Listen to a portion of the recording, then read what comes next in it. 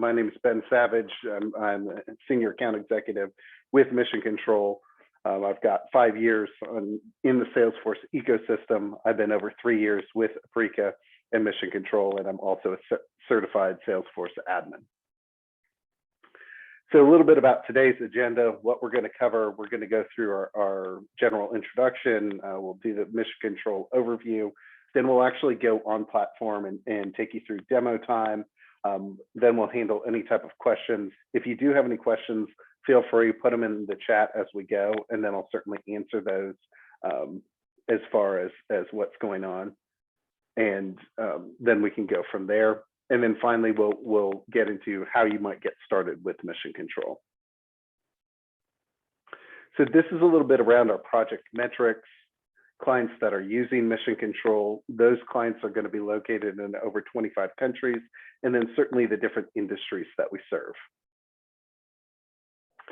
So Mission Control is a project management tool that's built right on top of Salesforce. We're a native application. So just think the same way that you're able to customize Salesforce, you're also going to be able to customize Mission Control, meaning you can add in custom fields, modify page layouts. You'll also be able to build out your own business logic with things like validation rules, workflow rules, process builders, etc. Additional benefits include that any type of analysis you might need to do on your project data, you're going to be able to leverage standard Salesforce reporting and dashboard tools. You can also access your data from the Salesforce One mobile app. No integrations required, and everything as far as your data will be contained in your own instance of Salesforce. The install and setup just takes a couple of minutes directly from the app exchange, and then it's a familiar interface since we're natively built. We also fully support both the Classic and the Lightning experience. So as far as licensing goes, in order to access Mission Control, you do need a Mission Control license as well as a Salesforce license. These are the different license types that are supported. So in this next slide, I'm going to go ahead and put up all of the Mission Control features. Just know, essentially, this is Mission Control in one slide. You can certainly scale up or scale down as needed. You can do that in a couple of ways. One, you'll be setting up roles within the system so you can customize a view there. The second way is we have some out-of-the-box permission sets that can be applied. So again, thinking that through, if you're not going to use the entire platform right away, certainly you can hide what you don't need, but then as you grow, you would have that just in case. So things that we have that we'll be talking through today as far as around like resource management, certainly we'll be taking a look at how you might assign resources, but I'll just kind of walk through each one of these categories to give you a very high level overview. So underneath resource management, you can handle your billing and cost rates per resource. A single resource can be a part of multiple teams if needed. You can build out multiple skills as well, and each one of those skills can be built out at different rates. Your scheduler is going to be your resource capacity planning tool. You're able to see all your resources down on the left-hand side in the calendar view. And then across the top, we'll be taking a look. You can see from 1 day all the way up to 52 weeks. And more importantly, you're going to be able to see all of the work that's been assigned from your projects. You can see that in the actions view, and then you can reassign that work directly from there. You'll be able to also see if any of your team members might be overloaded, so you can totally move that work from that scheduler view. We'll be spending some time in the resource assignment wizard. That's a space where you can pull in contributors to help assist on the delivery of an action. Reassignment wizard, you're able to reassign both on the role level as well as on the project. If you need to reassign project work quickly and easily, you can do that directly from there.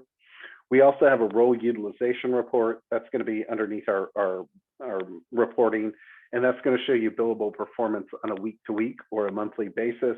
We can also handle any type of holiday management within the system as well.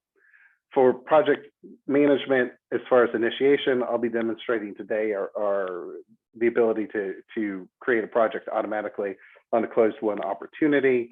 We also have project requests that would help you manage upcoming projects. And then it's real easy to clone a project or milestone within the system. And then we also have a milestone loader. The idea there is that you can look back to a previous project, or you can also look to a template and easily pull in a milestone into an existing project. So really on a high level, you can quickly and easily build out that project.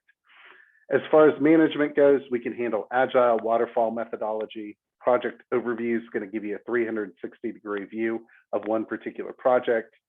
We have a really nice whiteboard, as well as our Gantt chart that comes complete with baseline tracking, dependencies, and critical path. And I'll be demonstrating both of those in today's demo, as well as we can handle any type of risk or issue management, both on the project level, but then also through our progress pad in the main console, you're able to see all of your risks or all of your issues across multiple projects. PMO dashboard, that's going to show your cost and schedule performance index. So are your projects on track or not? And then project stakeholders, that's actually tied over here into the weekly project status report. So the idea there is on each project, you can build out key stakeholders. You choose the day and the time you want that information to send out, and you can automatically send that project status report. Think of it almost like a health check as well. It'll give those key project updates. In order to receive that, the project stakeholders do not have to be users of Mission Control or Salesforce, so it could be client facing. As far as time tracking, you can handle billable, non-billable time. You've got a start-stop tracker. We'll be taking a look at the timesheets today. That's going to be a space where individual users can jump in and log time directly against their action and account for their project work. You have timesheet approvals, as well as a calendar converter. That's going to give you a few additional ways for users to jump in and see a more visual format in a calendar view to go off and log time. Financials wise, on a very high level, you can issue an invoice, you can record payment, you can also issue a credit if needed, and then we have multi-currency support. Moving over to project management, if you have any need in the area of software development, specifically around the agile methodology, our program management is really good. And we're able to help with our program planner, where you can build out detailed requirements, document user stories, build out using the storyboard, and then leveraging our project builder, you'll convert those requirements into action to slate it underneath a specific milestone within the project to deliver that work. You've got some program analytics, and then I mentioned the Gantt chart and the whiteboard. And then finally, moving to the last column on the right, you've got access for collaboration throughout Mission Control. You can handle that through Chatter, so I can communicate with team members.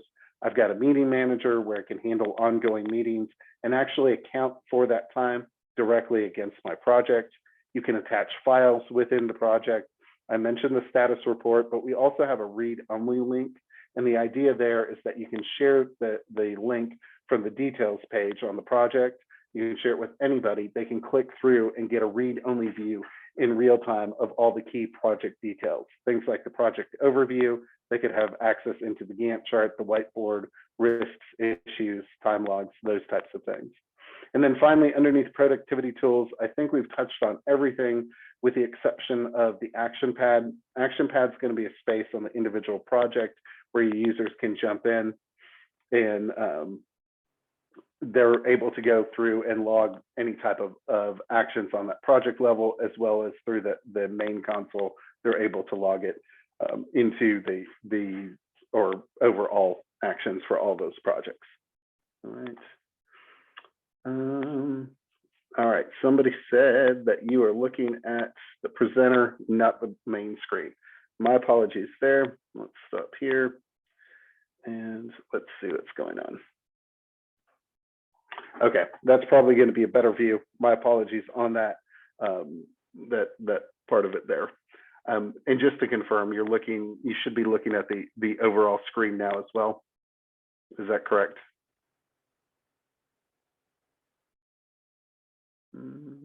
Awesome, great. Thanks for confirming. I appreciate that. All right, let's continue then and keep going. So as far as today's demo, what we're going to be covering, we'll be taking a look as far as, again, creating a project from a closed won opportunity. We're going to go through and we're actually going to assign a resource out. We're going to log some time, complete an action, and then in the end, we'll generate the invoice.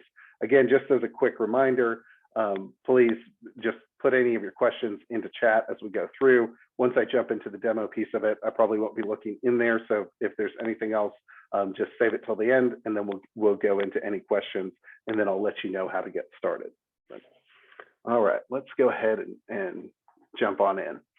So when you come into Mission Control, this is what it looks like as far as the console. So again, I'll just quickly explain through the different tabs you've got up here. Your launch pad, this is where you're going to go through to launch anything that might be new, and you can clone projects, create new projects, things like that.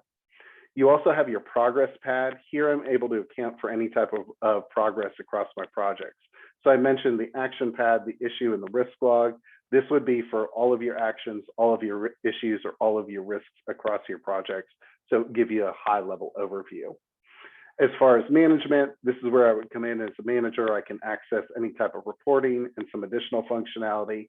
And finally, you have your admin pad. This is going to be a space where your users can jump in, or not your users, but you would want your administrator to jump in and configure Mission Control for setup. Just to mention, I can hide any of these tabs on the role level, so you can really give a customized view according to their role. All right, so let's take a look at how you're going to launch a project from a closed won opportunity. I would come into my opportunities tab, select the opportunity that I might want, and I'm going to look down through here. I've got my project auto generation setting. This is the part of Mission Control that's going to actually create the project, and it's going to do it once we close win this particular opportunity.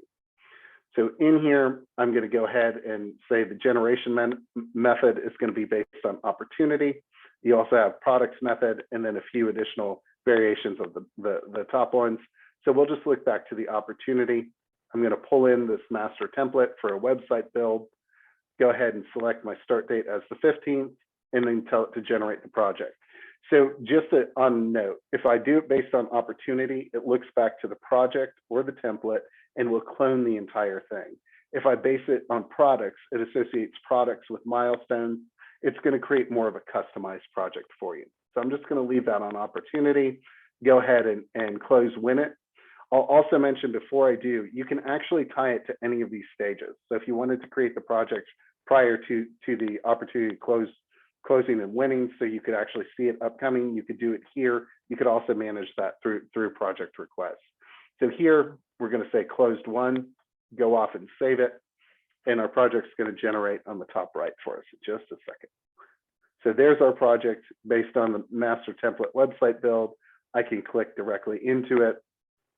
Here, I'm going to have all of the key details within the project, then I'm able to go off and see. And I'll explain the overview of the project in just a couple of minutes. But that's going to be the way that you're going to be able to create your initial project in the system.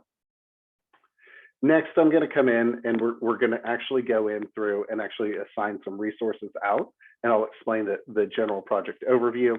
So I'm going to come in through my projects tab. This gives me a list view of everything that's going on. Just as a quick call out, you actually can go through, if I come in, I'm going to change this to my view.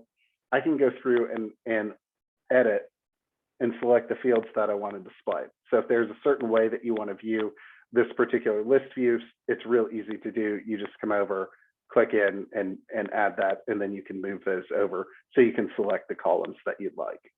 So let's come back in here. I'm going to go back into recently viewed, and let's come back into this one. So as far as the project setup, you have your project name. I've got some summary charts down here showing my completed and overdue actions. And then underneath your project, you have your milestones. Nested underneath milestones are your actions.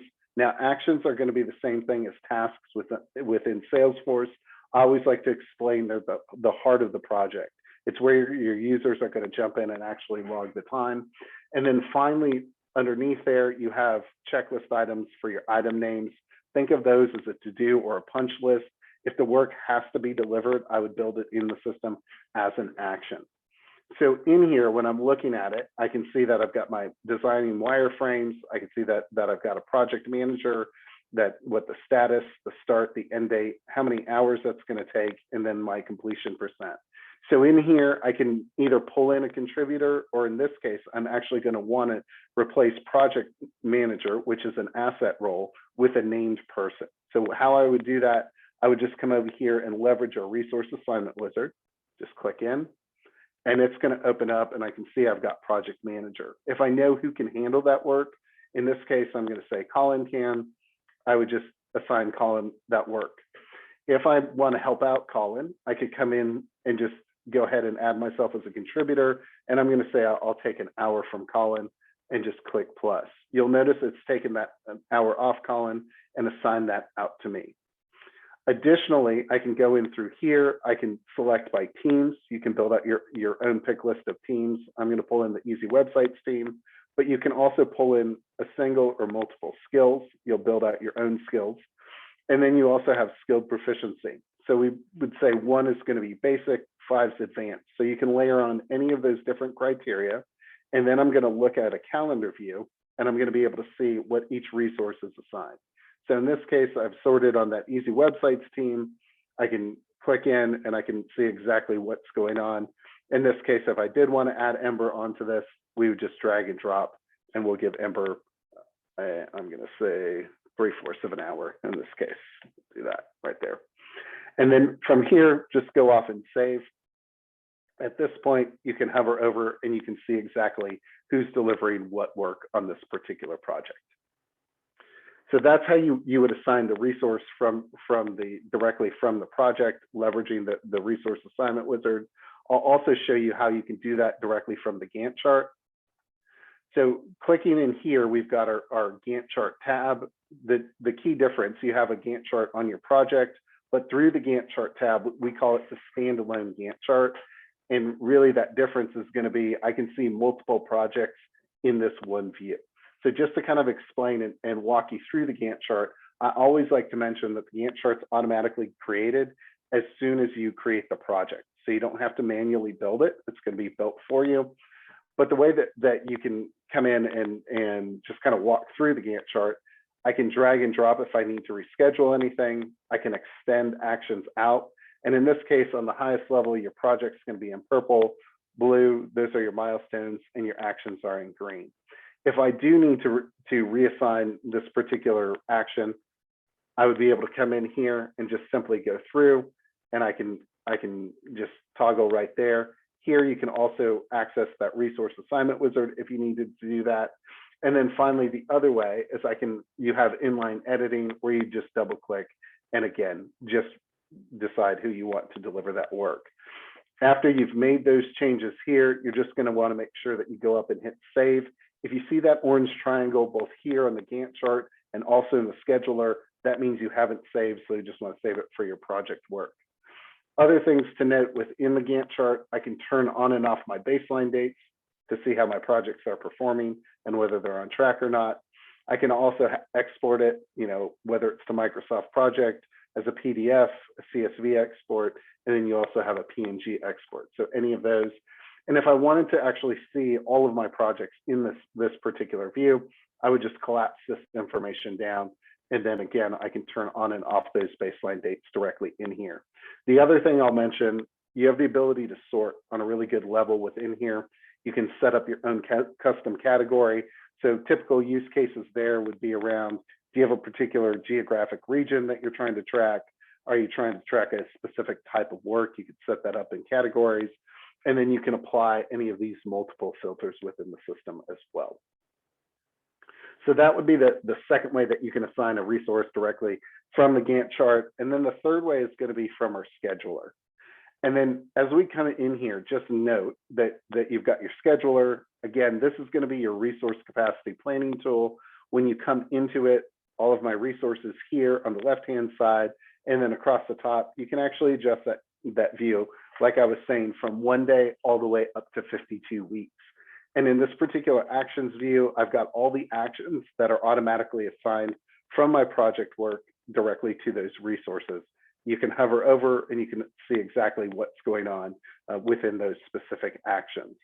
Other things to point out, this is a client meeting that's being pulled in from my Salesforce calendar, but it's outside of project work. So we can still account for that in the resources or that role's overall utilization. And just to explain the utilization, it's hours per week that they're expected to work, and then a billable target, just a percentage of the hours per week. Once that's reached and they're over allocated, that's going to show up in here as well as the role utilization report. And then the other thing to note, you can see any type of PTO if they have any holidays upcoming. the way that you would actually use this, and then we'll go into assigning that resource, is I could come into my hours total here. I can look through and see if somebody's got too much work, obviously right here and here. So really around the 18th or the 21st. If I need to move work around, I'm just going to come back in and I can hover over. If I know who needs to deliver the work, let's say that Ember is qualified, then we would just drag and drop. I can also reassign if I need to. You can also, just to mention, you can extend the work out over multiple days if needed. So if I needed to reassign it, that's going to be one way. You would just drag and drop that work. The other way, you can also double click in. I can access, again, that resource assignment wizard, just like we did on the project level, and go ahead and reassign it. And then finally, you would also be able to apply any type of filters. So in here, you can go through and you can set up your own filters. I would be able to apply multiple filters through here and then go off and find the most relevant resource. So however you want to search that, you would be able to do that within the system. Other things to point out while we're in here, you also have your hours detail. This is going to show your billable, your non-billable, as well as any type of events or holidays in here. And then finally, you also have a financials view. So this is going to show what each resource is bringing in on that particular day. All right. So now that we've gone off and we've assigned our resource, now I'm going to jump in and I'm going to go off and log some time, and then we'll go through and actually complete some actions within here as well. In here, we come into our timesheets. It's going to load up for an individual user. You're going to be able to log time for that person, or you can, in this case, I'm doing it for myself, but I'm specifically logging time against the action, but I can see what my project and my milestone are in this case. So in here, it's real easy to do. I'm just going to come in and we'll say I've worked a half an hour and then also a half an hour of non-billable on this particular one. We'll do, I'm going to say 2 hours over here and 1 hour of non-billable. Now, for both billable and non-billable, I can double click in. You can make any notes, so you could just say that we updated the client. And now I also can go off and log any time log types in here. You can build out your own pick list for time log types. Also, just to mention, we have the categories. We've got subcategories. We also have milestone types and action types. All of those can be set up and used for data clarity and reporting within Mission Control. So from here, we're just going to go off and save that information. I can see it's filling out. I can do it daily if I want to save it on a daily basis. And then at the end of the week, just save and submit that. Note, this entire UI right here, through the cogwheel, you're able to go through and you can show or scale down the UI however you'd like to. You can do that both on the individual role level. You can also do that on a higher level for the admins as well. So in here, that's going to be the first way that I can log time. The second way, I'm just going to point out, I've got this utility bar that exists at the bottom. At any point, you can jump in and I would be able to go off and log time directly using this as well. The third way is going to be directly through our calendar converter. This is going to give you that more visual format for your users to jump in and do it that way. It's good. You can log time in 3 ways. One, it's pulling through any actions from your project work. I can log time that way. The second way, I can account for time against any type of meetings pulled in from my Salesforce calendar and associate it to a project. And then the third way is I can just merely drag and drop and go through, and here I would just say, what project are we working on, what milestone, and then what action, and finally just go off and log time. So you've got any of those different ways to log time in the calendar converter. From here, I'll go ahead and show you a mobile screenshot. So this is what it's going to look like as far as if you needed to log time within the Salesforce One mobile app. It's just, you would just log in there and then you could go off and log time directly in there. These are just 3 screenshots of a Apple device. So again, fully, whether it's tablet or on a Android or iOS device, you would be able to jump in and log time. And then finally, just to note, we do have approvals within your timesheets. So you're able to come through. In this case, I'm going to go through and approve all of Colin's time If I need to send something back, I can do that directly in here. If I needed to clarify, I can do that within Chatter. There's approvals both on the role level for time logs as well as the project owner. So you've got two levels. You can use either or none of them. So just note that. So those are going to be the ways that you can do log time directly from the timesheet and also as far as the utility bar and mobile. But now let's go off and take a look at what it might be like with logging time directly from an action. And really in the next two steps, we're going to be completing actions and logging time. So here, when I come in, this is going to be the whiteboard. Again, this whiteboard exists on the project level. In this particular tab, I'm able to see all of my actions across multiple projects. So first thing to note, if I need to complete the action in here, I'm just going to do this draft to my PM editor. So we're just going to come through, just drag and drop, and then that's completed that here. If I need to log time, I would just come down and come in and log time directly in here, as well as just to point out both here, and I failed to mention, I'm sorry, on the actual time log or the timesheet, excuse me, you have a start and stop tracker where you can go in and you can use that if you choose to. So I can log time or use time tracking in both cases, and you would do that directly in here. And just to walk you through what you're looking at on this particular card, I've got my PAN number, which is a randomly assigned action ID number. I've got my action and my project.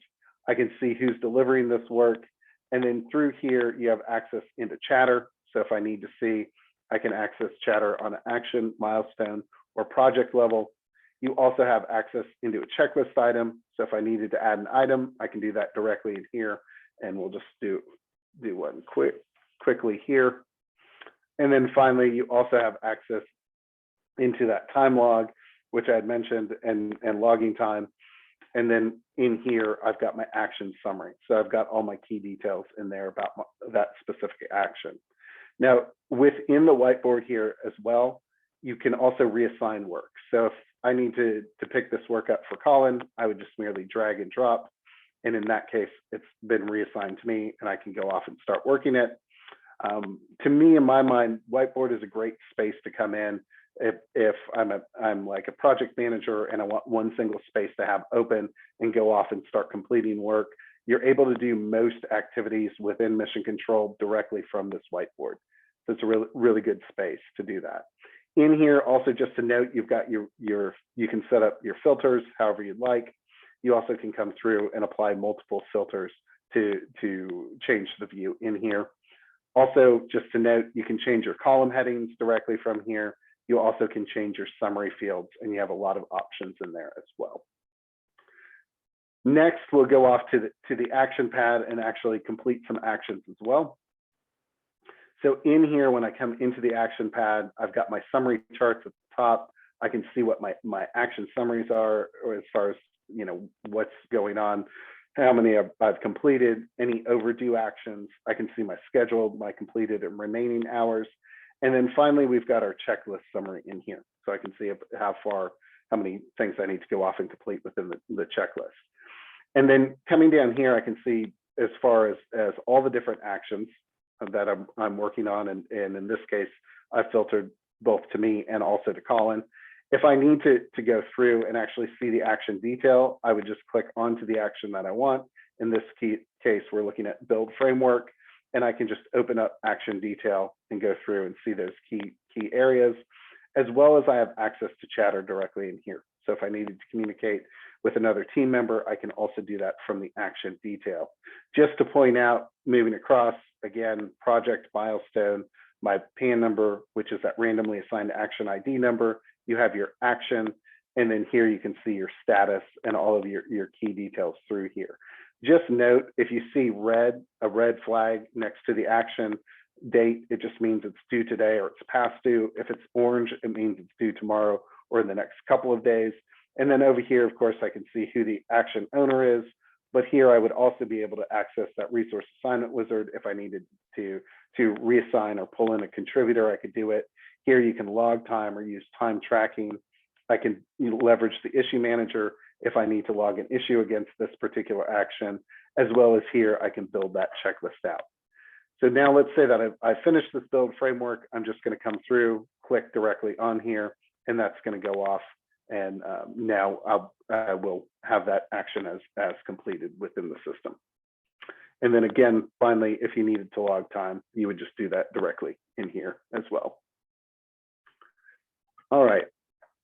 So next we'll take a look. I'm going to jump into another project, this Principal Technology website, and we're going to take a look at the different ways and ultimately what it might look like to generate a message within excuse me, sorry, that was a LinkedIn message.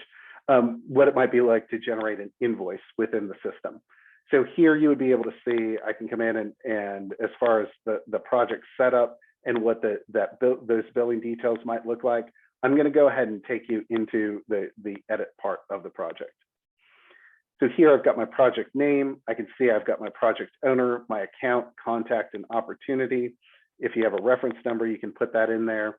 I can make this available to clone if I check off template. And then through here, you can build out your own list of categories if you choose to, but here's where we get into the different billing types. So out of the box, it comes with fixed price plus expenses, and then time and materials. In this case, we're just having a fixed price project. So I have my project budget, and then I have my billing rate, what I'm charging to the clients, and then my cost rate, what I'm charging internally to do that work. And both of those have the same three options. So they're standard, role-based, and skill-based. Standard, just think of that as a flat fee. Role-based is based on the individual role rate that you set up. And then skill-based is based on the individual skill that's assigned from the role to the action within the project. In this case, we've got our daily billable and cost rate in here. I've set up for overtime. You can make the entire project non-billable. Let's say it's internal work. And then you can also change the color on the whiteboard and the scheduler. Here I can have any type of timesheet approvals as well as expense approvals. And then down here, here's where we're going to get into that billing information. So you can put in purchase order, we can handle multiple tax rates, and then we're going to get into our different types of billing cycles and how we would actually kick off or generate that invoicing. So in here, we've got manual. I can manually raise the invoice. Milestone, it'll automatically be sent when we complete a milestone. I also have it where it's set up in here for periodic. So we've got some periodic timeframes. If you choose those, it'll automatically kick out an invoice for you, as well as retainer based. In this case, we're just going to leave it on milestone. And then coming down here, just a quick mention, everything on the right will be automatically calculated as you work in the project. And then down here on the left, I can also put in any type of anticipated project expenses and then have those logged as I go through.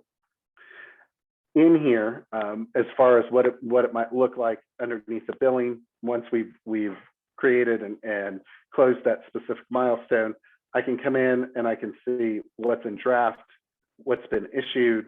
Also, here's a credit.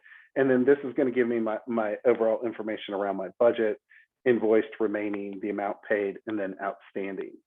In here, as far as if I were to go in and see, this is one that's been issued, and you've got your key details, but this is what it's going to look like as far as within the invoicing. So you can put in your own logo up here, you can have your invoice amounts, and then in this case, we're just billing for a microsite. There's just some text in there, and then just your overall amount.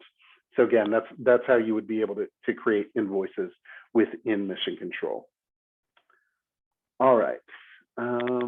So at this point, let me go ahead and share. Let's go ahead and share this slide for you. So now we'll jump in to any type of questions that you might have. Let's see. All right. Looks like we've got one. Can you talk about pricing? Sure, glad to do it. So pricing of Mission Control, you're looking at 39 Australian per month per user, which works out to about 30 bucks US.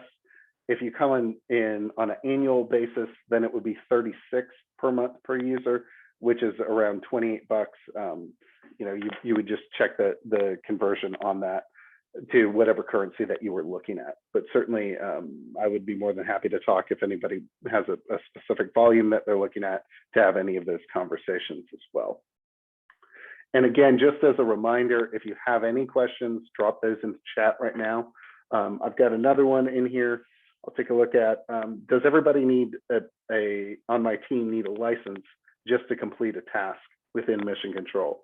Yeah, the answer is going to be yes. If they do need to go through and log activities as far as the actions against the project, they are going to need a Mission Control in a Salesforce license in the system. All right. The next one is, does everybody need a Mission Control license if they need to log time? And so if you want the user to do it directly in the system, the answer is going to be yes. They would, again, need that Mission Control and that Salesforce license, but you can set them up. We have 3 different types of roles within Mission Control: user, contact, and asset. If the contact can be set up as somebody, let's say that you have a contractor, you need to account for them against the project work, I could actually log time on their behalf. You wouldn't need to give them a Mission Control license in that case. They just wouldn't have access into the system. However, we do have some email notifications that they could be notified on work they needed to be delivered, and then you would log on their behalf and go ahead and log time that way. All right, let's see. And does anybody have any other questions? Let's see. It looks like I got another one in chat. All right, so this one.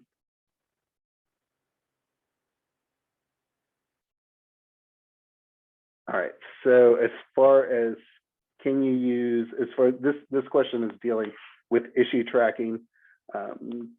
Can you log time against the issue? Can this time be exported? Is there email notification for the responsible support individual? Let me go ahead and I think it would probably be easier to jump back in and just show this. So in here, let's come back in at the progress pad and come back into issue log. So in here, I'm just going to go off and create an issue, and we'll take a quick look and do that. And again, just to explain, when we're coming into this issue log quickly, these are my issues across all of my projects. Again, this issue log would live also on an individual project and just be restricted down to that particular project. So in here, I'm going to say we're on the Aprika website build, and I'm going to say there's a broken link on the About Us page. All right. So in here, I've got that information. I would just click onto that, open up the detail, and here within Chatter, or I could app mention anybody that I need to let them know about that specific issue. So in that case, it could be somebody on your support team. But here, you would actually be able to within the issue, tie it back to a case. So you could have that case created and be able to tie the two together. And then on the case record, we've set it up so you let me make sure that I've got cases in here. Yeah, we've got it set up so you can log time against that case. So the answer is yes, you would just need to connect it back to the case or create a new case, notify the user, and then have them go off and log time directly in here. All right, so the next one coming in is regarding email notification. Can repetitive emails be set until the task is completed? Yeah, so thinking through that one, actually, give me 1 second and I'll pull up our notifications and walk you through those. So in my mind, the best way to answer that, you would be able to see, we have a daily digest within Mission Control, and you're going to be able to see anything that might be overdue. And you could have that where the users would receive that on a daily basis. You set that up on the individual role level. You can also have that set up for them to receive at any point, as far as like they could do it on any day of the week that you would choose. So in here, these are the different types of notifications that can be sent out. The one that I'm suggesting is this daily digest. Here it's customized to the individual user based on their project work. So in here, I can see timesheet summaries. I can see any of today's actions that I might have been assigned. I can see new actions in here, pending actions with a 5-day overview. And then I also have any type of overdue actions as well. So again, they would receive this on a daily basis. You just set up what time you want them to receive it in the admin pad or control pad, and then that would automatically be sent out. So that should be able to handle in there. All right, so the next one is, does a read-only user need a license? So we do have what we would consider, and the answer is going to be yes. If they need access into Mission Control for a read-only view, they would need a license. We have some reduced licensing costs. We would just call it a light license. The pricing that I mentioned, we don't hide the ball or anything. It's just 50% off that 39 Australian if you pay on a monthly. It's half of the 36 per month per user if you pay annually. The other thing that comes to mind, if I'm looking at read only, let me actually go back into the easy websites right here. This may be a workaround depending on the level. If you need them full access into the system, then the answer is going to be yes. For read only, you'll need that light license. Here also, just note, let's come back into our project. We do have a read only link is where I was going with it. So in here underneath my detail tab here, I'm able to scroll down and I'm going to get the customer read only link. Scroll on. It's going to be right here. So here you could show, these are all the different things that you would be able to share this link and they can jump in and see a read only view. Any type of change requests, the overview, project overview tab, your whiteboard, issues, risks, Gantt chart or time logs, and this is what it would look like. So in here, they would be able to come in and see the project overview. Here's a quick view of the Kanban. Just takes it a second to load up. You could also see any type of risks or issues directly associated with this. So if this piece of it would work, the only requirements around the read-only link specifically, you do just need one enterprise license of Salesforce, one Mission Control license. That acts as a docked seat. Other than that, you're able to share this link. If you have 500 customers with 500 projects or more, you could share that just with that one-to-one ratio of licensing. All right. It's the next one on the emails. Can these be sent to external parties like subcontractors? The answer is going to be yes. You would just set up your subcontractor in our system as a contact. You would have that contact added within, when we were doing like the resource assignment wizard, I would just add the contact in as a contributor, and you would be able to have them notified of any of their actions through like that daily digest. Other things to note, just real quick, since there's some interest around notifications, we have a new email notification. The idea here would be if I create a new action or if I check off notify next to an action while I'm creating a new project, as soon as that new project's created, this will automatically send to the action owners, letting them know that they've been assigned new work. We also have a dependent action notification email. So the idea here is on the Gantt chart, if I create dependencies, when one action's closed, it's automatically going to send in real time to the next action owner, letting them know that it's their turn to deliver the work. And again, any of these notifications, you can put in your own logo. You can also have these sent to anybody that's within the system or external, as long as they're in our system as a contact. All right, some really good questions, thanks. All right, the next one is email notifications outside of Daily Digest. Can actions and tasks be modified, turned off and on where desired, granular to an individual? So I'm reading that particular question to say like, hey, if I've got a user that doesn't want to receive specific information around it, certainly you can turn off notifications. Also, the new action notification, unless you check off notify, it's not going to send that out. And again, you can certainly customize it through Mission Control. Let me go ahead and if anybody has any other questions, go ahead and drop them in. But I'll go ahead, since there's been so much volume around the notifications and around roles. Let me just take you into roles and walk you through that, because that's a really key part of Mission Control. So let's go ahead and do that. close that out here and let's close this couple down. All right, so as far as roles, let's go off and take a quick look. In here, you're going to set up roles for each of your users within Mission Control. So this is what it would look like. And let's just come into edit and I'll explain this real quick. So like I was explaining, you have 3 role sources: user, contact, and asset. Again, user is a full license user. They'll have access into the system. They need a Mission Control and a Salesforce license. Contact can be that outside contractor. They do not need a license of Mission Control. You would just assign them as an action owner or contributor for an action within a project. Then they can receive those email notifications. And then finally, asset, that's going to be a placeholder. So think, if I'm building out a project template, I've got a project manager, a solutions engineer, or a developer, those types of things. You would be able to build those out as an asset role and then replace it. Alternatively, sometimes if you have any type of, let's say, a laptop or hardware that you needed to track on a project, you would also be able to build that in as an asset role and then just deploy that at a different time.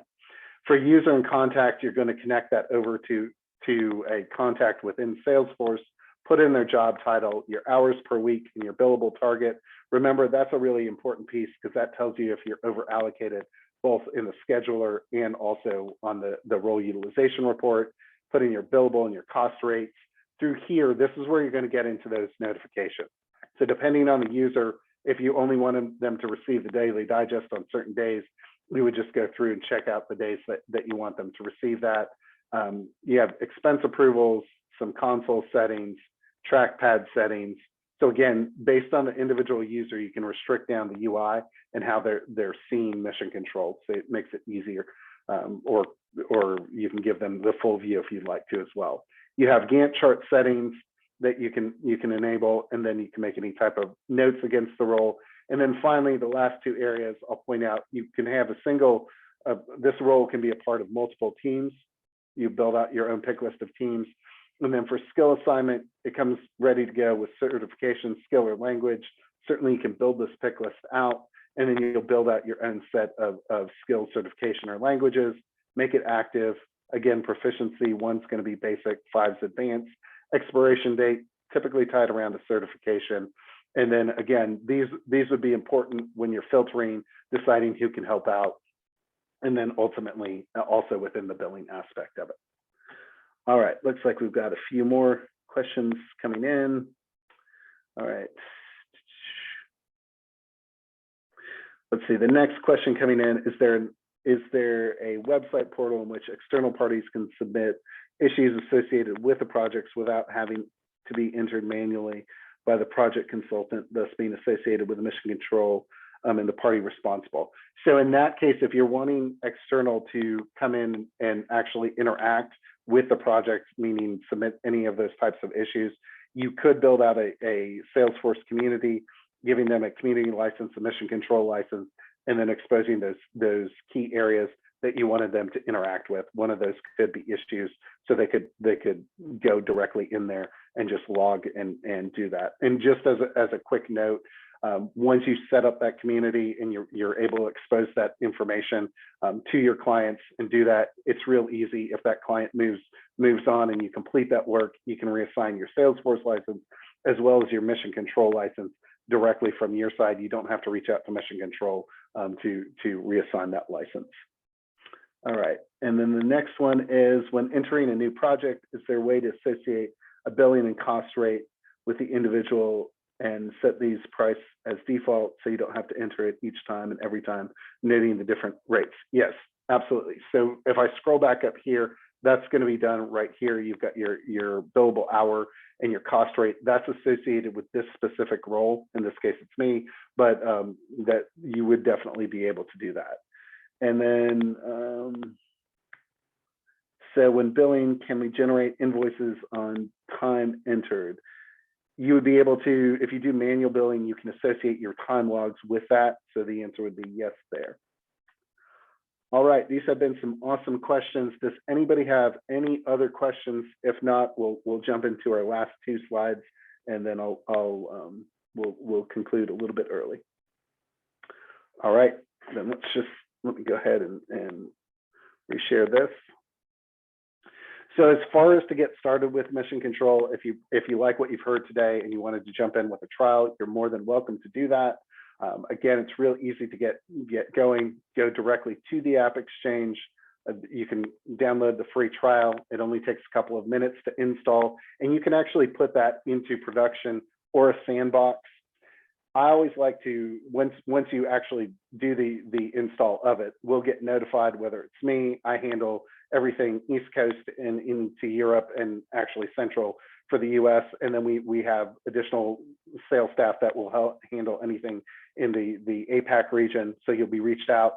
And I always like to set up like a sample project call about halfway through your trial. Purpose of that call, we just jump on, build out a sample project and answer off any questions. Note, you can set up sample data directly within your project underneath the control pad. And then I always like to say that, yes, it really does work out of the box. That 12-page user guide, that gets you up and running with 95% of the project.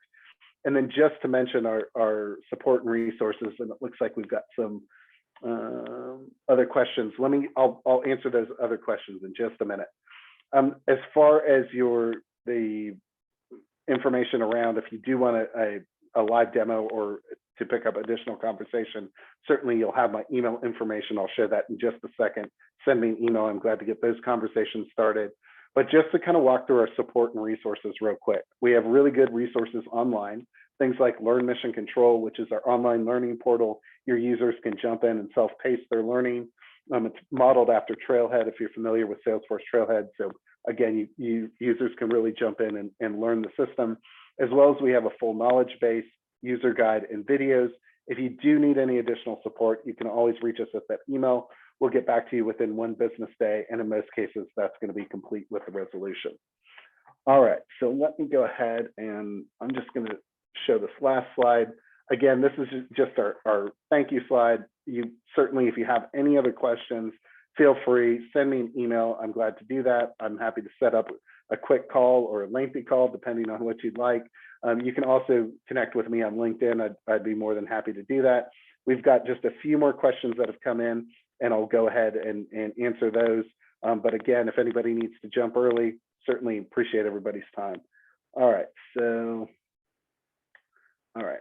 I've got a couple more in here. As one is asking as far as around the amount of time for implementation, how long does that take? Typically, we find most users are up and running with the platform within 1 month's time frame, and we would consider that, you know, as far as on an average use case for their users to get up and running with it. Certainly, that 12-page user guide should take you just a couple of hours to get set up with the initial part of Mission Control, and then depending on what you have to be built out from there. But typically we find 30 days is that window. Do you recommend working with a consultant? That's just really going to depend on the amount of work that you're needing to be done. Certainly, we do offer some success plans if you're just looking to get up and running with Mission Control. If you have more complex integration, then we would probably recommend working on with a consultant. But it really depends on your specific use case. Certainly, send me an email. Glad to jump on a call and talk through any of those or handle it by email. And then training or self-training. So again, through our success plans, you can get training from us and our professional services team. As far as self-training, we do have that knowledge base, but I would point you to the learning portal. You can go in and you can learn the platform at your own pace. None of those are gated, just for your own information. Certainly jump onto the website, take a look under the resources, take a look around at our blogs, our webinars. We've got a lot of really good content on there. And all of that's free. Let's see, as far as Mission Control support, is it support based in Australia or around 24/7? Okay, so we do have support both in Australia, also US based. I can't tell you that it's 24/7, but I can tell you that it's almost. So probably I'm going to say 6 days a week, because when you think through, if it's Sunday here, it's Monday in Australia. So I can't tell you that it's 24/7, but it's really, really close to it. And we've got a highly responsive support team. As far as what are our SLAs, I would say, you know what, send me a note on that particular one. and we can pick up and have further discussion there. All right. Well, I really appreciate everybody's time. I hope you have a great day. And if you have any questions, again, just send an email. But thank you for being here today. Take care. Bye-bye.